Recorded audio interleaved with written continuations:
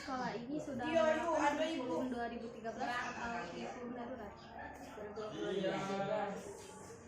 Sejak kapan sekolah sudah menerapkan kurikulum 2013?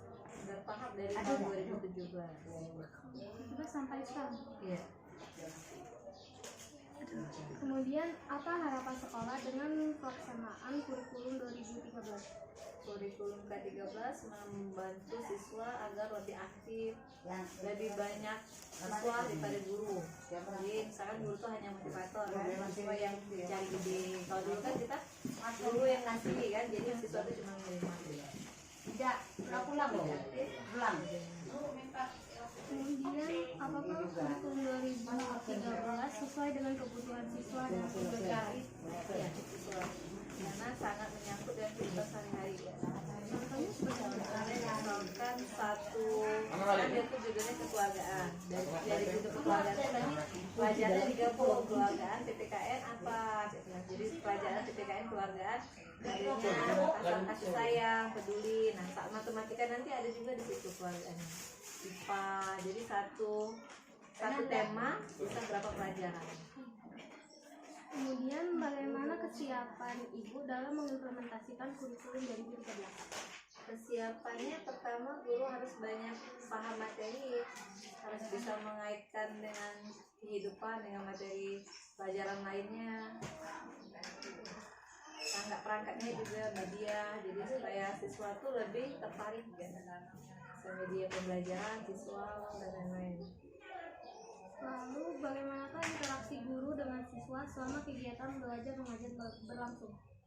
Guru pertama memberikan materi, kemudian membimbing siswa untuk mencari sendiri motivasi. Jadi kalau selama ini siswa hanya mendapatkan dari guru, sekarang siswa setelah dibimbing mereka harus mencari sendiri, ide sendiri. Menurut Ibu, apakah kurikulum 2013 mampu meningkatkan pelaksanaan kegiatan belajar mengajar? Mampu, kalau benar-benar dijalankan dengan sesuai yang seharusnya. Kemudian, apakah kendala yang dirasakan Ibu dalam melaksanakan kurikulum 2013? Kendalanya banyak, misalnya salah satunya kurangnya pemahaman siswa. Terus yang kedua, media pembelajaran yang belum terlalu mendukung. Misalkan kalau kita pelajaran tentang tema lingkungan, kita tidak bisa langsung lingkungan kan, jadi benar bisa menggambarkan secara tidak langsung. Terus kalau nanti pas kita ulangan per materi lagi, jadi susahnya di situ. Lalu bagaimana solusi untuk mengatasi hambatan tersebut?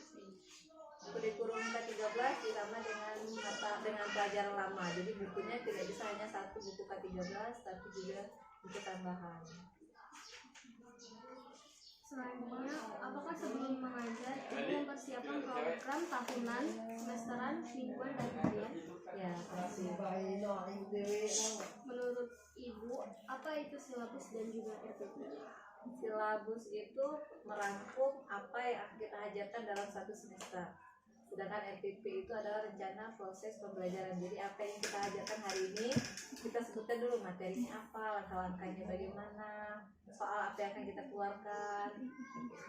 Jadi kalau silabus lebih ke lingkupnya lebih besar, kalau RPP lebih ke perharian.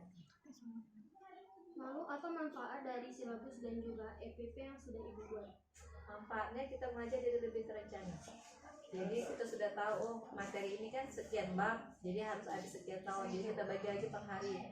Jadi kita tidak langsung mengajar materi harus selesai, jadi kita targetnya harus sesuai dengan jam. Ya, bagaimana kesiapan silabus dan EPP sebelum melakukan proses pembelajaran? Disiapkan biasanya misalkan kita mengajar kelas 5, kita langsung siapkan semuanya.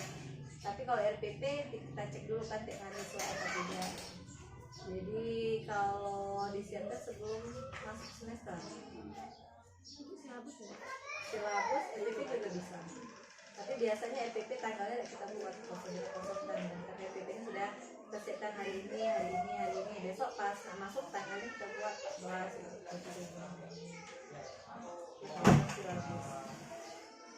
Kemudian, apakah Ibu membuat silabus dan RPP sendiri, atau hanya mengutip kemudian dikembangkan sendiri dengan kondisi sekolah atau silabus dibahas dalam KKJ atau gugus kemudian di sekolah dan disesuaikan dengan kondisi peserta didik? Kalau saya sih banyak kan mengutip, tapi dikembangkan lagi sendiri dan dibantu dengan teman-teman KKJ. Lalu bagaimana Ibu memasukkan unsur dari kurikulum 2013 di dalam silabus dan RPP yang Ibu buat? Sesuai dengan kemampuan peserta didik lah, kriterianya bagaimana, karena setiap peserta didik kan beda-beda. Jadi kita tidak bisa memaksakan silabus RPP orang jadi RPP kita, jadi harus kita kembangkan lagi. Kemudian bagaimana cara Ibu memadukan unsur dari kurikulum 2013 ke dalam silabus dan RPP yang sudah Ibu buat? RPP kalau untuk kelas 13 kan mata pelajaran terkait ya, misalkan temanya gotong royong, jadi pelajaran PPKN terkait dengan IPA, jadi kita kaitkan macam-macam. Kemudian apakah Ibu menemui hambatan dalam pembuatan silabus? Kalau buat sendiri pasti ya, tapi kalau kita mengutip dan dibantu dengan teman-teman, insya Allah sampai sekarang tidak ada. Kemudian apa yang Ibu ketahui tentang RPP? RPP ada rencana kita untuk mengajar pada hari ini. Misalkan hari ini kita matematika, kita mau mengajar matematika 4 jam pelajaran. Jadi di situ langsung kita bagi pembukaannya berapa menit, isinya berapa menit, penutupnya berapa menit, dan evaluasinya berapa menit. Jadi kita tidak mengajar hanya mengajar makan waktu, tidak. Jadi pembukaan cukup 10 menit karena kita tahu nanti materi ini panjang, waktu 2 jam kan. Jadi setelah 2 jam kita ajarkan 1 jamnya untuk evaluasi. Jadi semua kegiatan harus terencana agar hasilnya optimal. Selanjutnya, apakah RPP yang sudah Ibu buat sesuai dengan kurikulum 2013? Iya. Apa yang Ibu lakukan di awal kegiatan pembelajaran? Kegiatan pertama kali kita motivasi siswa. Pertama dengan cara membaca doa. Kemudian kita absen. Sambil absen kita tanyakan kondisi siswa. Nanti kalau ada siswa yang lemas, kok lemas, apa belum sarapan? Di situ kita tahu ada siswa yang tidak masuk, apa keterangannya, apakah sakit, seperti itu kan. Terus kita mengaitkan pelajaran sebelumnya, karena biasanya pelajaran hari ini itu sudah ada materi sebelumnya kan.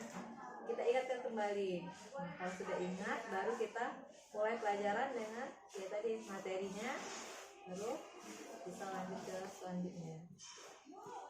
Kemudian model, pendekatan, atau strategi apa yang Ibu gunakan dalam melakukan pembelajaran?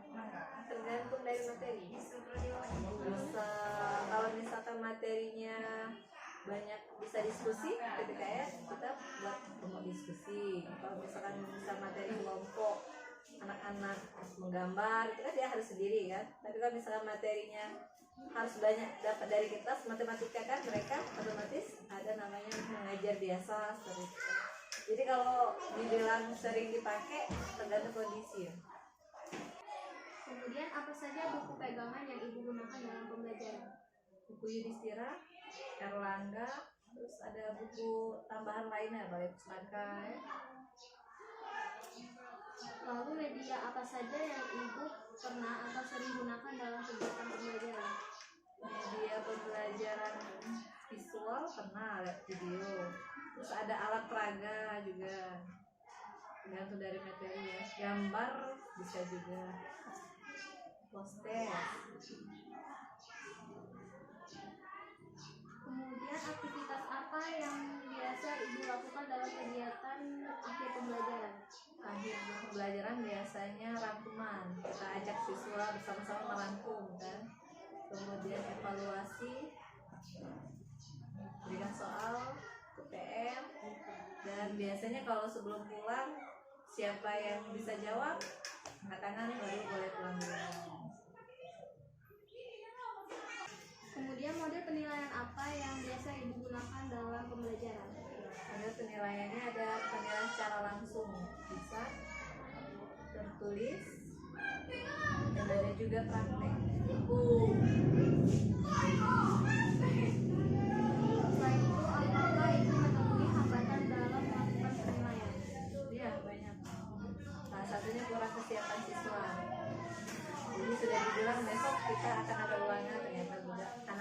tidak belajar. Selain kesiapan siswa, ada berapa siswa yang ternyata tidak mengerti. Padahal pada waktu belajar kan ditanya mengerti tidak diam kan, waktu ujian ternyata tidak mengerti.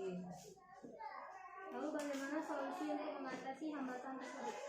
Solusinya, kalau memang ternyata materinya harus diulang, kita ulang kembali. Kalau ternyata tidak, nah ini beberapa siswa yang memang mendapatkan kendala, kita panggil individu untuk mendapatkan pelajaran tambahan. Selanjutnya, kapan ibu melakukan penilaian? Penilaian itu pada saat pemulaian tes awal pembelajaran, di tengah-tengah pelajaran juga, dan di akhir.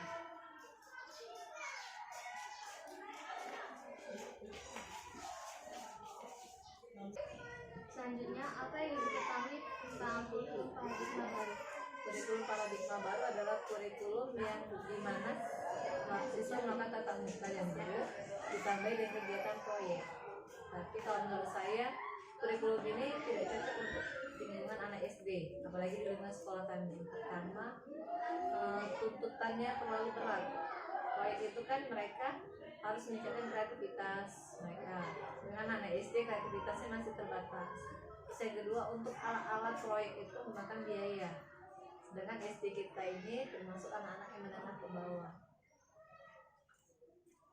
Kemudian, apakah ibu pernah mengikuti pelatihan atau seminar kurikulum paradigma baru? Dan terakhir, apakah harapan ibu pada kurikulum paradigma baru ini? Kurikulum paradigma baru kalau memang bagus boleh dipakai, tetapi sebelumnya kembangkan dulu sarana dan prasarana yang ada.